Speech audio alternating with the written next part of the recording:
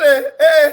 All right. So let's say good morning, good on to the gentleman that never did get that pickup from Wendell. Um, he's in some other vehicle now that he really Boy, needs a pickup. boy, A kick for you, my friend. he, Angus Eve, the he coach. get a lot more from me, yes, than a pickup. Angus, is that true? Hello, good morning. I'm not hearing you all. Well, I don't know why. Volume up. There you go. Should be getting us nice, loud, and quite clear this time. You hearing us now? Yeah, much better. Good morning, gentlemen. Angus, And Angus, tell them you get a lot more than me than a pickup. Tell them. before we get into the balance, I just want to send out good to be on your show again. And I also want to send out condolences to Jumbo and his family. One of the best 12 man in all of Trinidad and Tobago sport. It doesn't matter which sport it is. He's always been there for all of us. And he always tells you as it is. And you can respect that. So condolence going out to him and his family. Mm-hmm. I think Jumbo's funeral is today. Or Is it? was it Is it yesterday? today? Is his funeral? It's the third. It's the third. Third, next Oh, week, it's next week. Okay. Wednesday. All right. And it's Yeah, being held next week, down at the Wednesday. the court in Cocorite. Yeah, I have it somewhere. I'll read it late before the program is over. So the national senior team went down 2-0 to Canada. What's your assessment of how the team performed in that day? Yeah, we have to take everything that we do into perspective. And the national team is in a process. We have been rebuilding the team since I took over in 2021. The team, if you look at the team now, it's a lot different than it was before. There's a lot of youngsters in the team, 19 and 20-year-old players, young Denzel in the goal, and all of them performed creditably well. There was a newspaper that said I was satisfied. I wasn't satisfied. Nobody's satisfied with a loss. We wanted to win the match. Unfortunately, we played a team that was filled with a lot of international players, players who are Real Madrid is after, and players who playing in top teams. We just don't have that caliber of players at this point in time.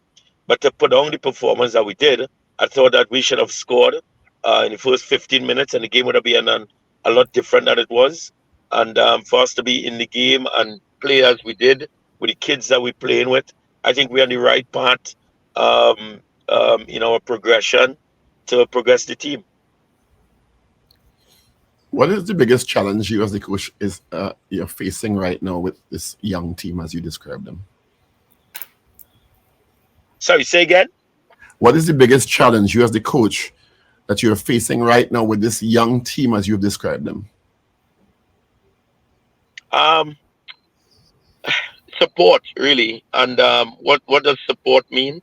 The guys we have guys living behind the bridge. We have guys living Caranage and Mova and these areas. And you know what those areas mean. You're a senator also, and I'm sure you know what those areas mean. And Real Gill almost could have been in the shooting because a lot of his friends got shot in the incident on the harp the other day. So I spoke about that. He probably could have been one of the kids in that area. And the biggest challenge is to get them to believe in themselves. Because I do think that we have the ability, albeit that we players are not playing on the world scene, I still think that we have the gems, we have the ability, but they need to believe, and we have to bring that psychological part of the game into them. We have looked at hiring a psychologist. After the game, we thought that we need that missing element to give them that sense of belief from a clinical. Well, I'm surprised that the team doesn't have access to a performance coach like a psychologist like Dr. Hippolyte already. Yeah, Paul, and you're right, and you'll be surprised how much we don't have, and how much we're not working with. But I want it on board. We need it on board, but unfortunately, financial restraints causes us to put whatever little resources into a different area that we know that we need to boost up. We need technology. We need, I can tell you openly, Jamaica helped us a lot because me and the Jamaican coach have a really good understanding. Us a lot with some of the video work that we would have done, the game analysis, because we just don't have the facilities that we need to have. And what is the ministry's? Have you made representations to the Ministry of Sport in this regard? Because this is a national senior football team. I don't want to. I don't know. I don't want to get any politics of it. I have not had any communication with the ministry regarding those sort of support. I have made, because my immediate bosses are the TTFA, so I've made the recommendations to the TTFA. Have they gone there? I don't know. I can't tell you that. So I can't comment on that. Angus, one of the players after the game, I think it was Garcia, who stood up in the dressing room and took responsibility for that game against Canada.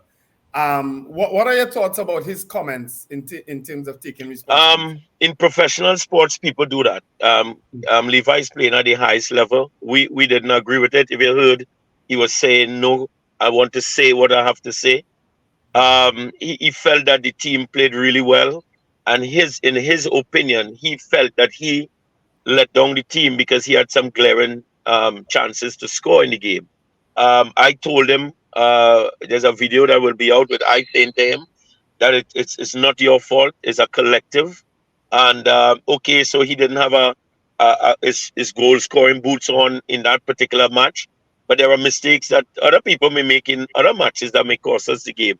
If we go along blaming one person for a loss, it's never really one person's fault because there were other guys who got opportunities in the game too. So I would not single out any one of my players.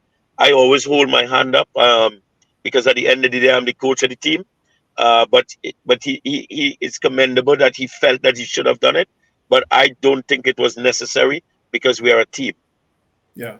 Angus, I know FIFA World Cup is in 2026, and I think Trinidad and Tobago, you could correct me if I'm wrong, is slotted in Group B. I think with Costa Rica, who may be the strongest opponent in Group B. You may advise on that. Because I think it's St. Kitts, Grenada, Bahamas. I can't remember exactly. But I think we're in Group B, and matches are supposed to begin between June 2024 to June 2025. How are you feeling about our qualifying chances to move forward in the CONCACAF region for World Cup 2026? Well, you're spot on. You actually called out the group, the full group of teams.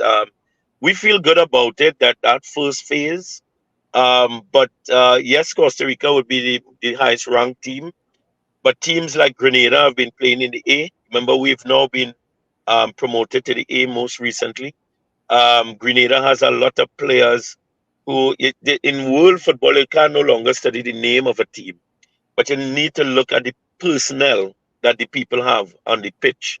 And Grenada has a lot of English-based players with the grandparents' law that we don't have, and that we've been fighting for because we have players that we can get if we get the grandfather's law or the grandparent law, as it were. In Bahamas and St. Kitts, in the last World Cup campaign, they kicked us out in the first round. St. Kitts won the group. They also have players who play in Europe and stuff like that. So it's not as easy as people may make it seem, because long time when we had professionals, because of a certain JW, now other teams and other territories are getting the same support from their people. And our football has been in so much of a disarray off the field that it affects the actions on the field because we're not united off the field. And I think that we have a really good chance. I'm not being pessimistic at all. I think that we can come out of the group once we play to our standards. And then after we come out of this first group, there's another group. And I think we could definitely push. It's not easy, but we need the facilities the technology, the personnel on board, and that will take funding because Angus Eve alone cannot qualify Trinidad to a World Cup. We need support. We need the technology so that we have a guy from England who does our video analysis and our performance analysis. Is extremely good, but it's extremely expensive. So we could only bring him in camps. So we can't bring him on full time because we just don't have the funding to do so. But we need him on full time. Angus, explain that issue of the grandparent law. I've never heard it before. Well, you should know because you've been in government for a long time. But anyway, what happens is that what happens is that what happens is that if you are my child and I have a grandfather, but your grandfather was born in Trinidad, but he lived abroad. I was born abroad, and then you were born abroad. You can't play for Trinidad. You can't get citizenship. Oh, it's easy for a Venezuelan to get a migrant card and being able to work than a Trinidadian getting the opportunity to be a Trinidadian. Okay. I didn't know that. I wasn't aware of that at all. Okay, but that's what I come on this show for, always to educate. You tell him. Angus, are you back in Trinidad as yet? Yes, I'm in the country. I've been at your offices a couple of days, but you have been there, so probably that's why you don't know. You know, he wasted time in government and you're not in the office too. You're always on vacation, Angus. Apparently he's on vacation from Wednesday to Sunday. 5-day weekends. Angus, as we close, what are your final words to the population? Because from what you're explaining, most people don't understand that in addition to talent and dedication on the field of play, it takes a lot to get a team to World Cup or to any significant competition in the world and be consistently performing. Hello. Yeah. Ivan. And I parked up at the side of the road, so I apologize. I went to the groceries. But I didn't hear the last question, Paul. I said, it takes a lot more than talented players and dedication on the field to succeed consistently in football. Do you think the public understands that? It's a resounding no. I don't think they understand what it takes to be an international athlete. You saw the hockey team, they reached just there and they lost. I'm sure the hockey coach will tell you how much more facilities, how much more. If there's a problem for us to get a training ground, Manny Ramjohn doesn't have lights. Arima don't have lights. The pitch is bad. The stadium, we can't use it because it's carnival or the outside field in stadium, we can't use it because it have a tribe fed. There's a lot of challenges in Trinidad for us to continue to try to develop the young talent that we have. And I said before, most of them come from really porous type areas where their level of motivation and their drive, it's easy for them to go in to do something else. We need because sport is always a vehicle. Me myself, I came from Carenage and I'm national team coach now. And that's a feat for somebody like me coming from a area like that. And we can have more of me. We can have more of the Levi's. We can have more of the Dwight Yorks and more of the Russell Attapis if we invest properly in sport. I don't think that we have a proper sport policy in Trinidad and Tobago. We do things at ad hoc, I would call it, because we Jereme Richards, he failed. He didn't qualify the other day for the finals, and I could go on and on and on because we're just not organized as we should be with a proper sporting policy to take a youngster from one place and bring him to that elite level that we could continue to make Trinidad and Tobago proud. People only support the team when the team is winning, and they don't analyze why are we losing matches or why are we not at the same level with X or Y, because we have been spoiled in this country to have Miss Worlds and people who can compete at a high level individually. But as a team collectively, it takes a lot more than that. The Navy SEALs only have teams of 8 because they said it's so difficult to manage more than 8 people at the same time. In a team, I have to manage, or any coach, I have to manage more than 40 something people, which is staff and players. Yeah. Angus, that actually was very well said just now because you know the struggles. And I myself and the family will have to face it because we have a youngster who was going to represent Trinidad and Tobago in the Carifta Games this weekend in Grenada. So the struggle is real. Yeah, if you listen, if you hear a lot of excuse me, a lot of athletes, my voice still ain't good from the game. If you look at a lot of athletes, they can tell you the same struggles. You know, we have people here who have good voices. I know that I think a UNC minister brought the bill to the table, the question in Parliament of the grandparents' law. So hopefully we could get that sorted out, um, and hopefully we could probably influence the ministry from your guys' levels to get more support for the team because Angus Eve cannot. I am not naive to think I alone and what we doing alone could qualify the team. I talk to Stephen Hart, I talk to Dennis Lawrence all the time to